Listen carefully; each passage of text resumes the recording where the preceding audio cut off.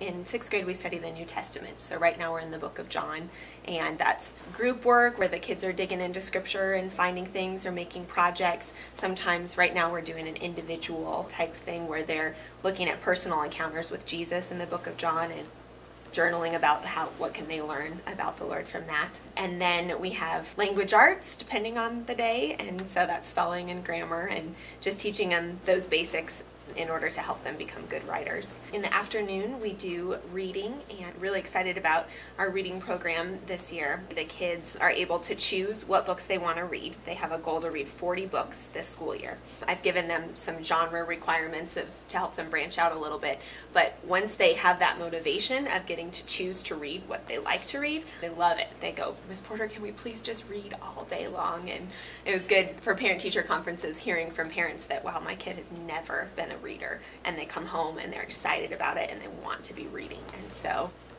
my goal with that is to create in them a love of reading that's going to carry them through life. So that's a really big part. Then we switch off with science and social studies in the afternoon, and then go into writing workshop where they're always working on publishing some kind of a piece of their writing. In social studies, we started with World War I this year, and then we are carrying that through into the 20th century. So right now we're studying the Holocaust and World War II. In fact, yesterday we had a Holocaust survivor come and speak, and it was just incredible. My kids were totally spellbound.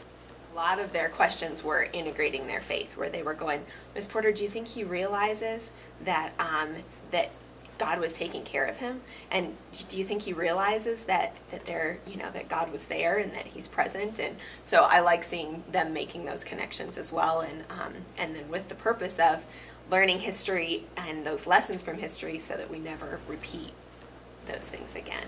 I feel like they have a pretty good grasp of the historical events leading up to that, and then we've also integrated reading into that unit where the kids are in different book clubs reading literature that's set during that time as well. In every subject, we don't just have Bible and then we go on to other things. We incorporate that, and my goal is for them to see that their faith is their faith, no matter whether they're reading or doing math or doing science, that God is in all of that. And so I think that that's a unique thing to Front Range.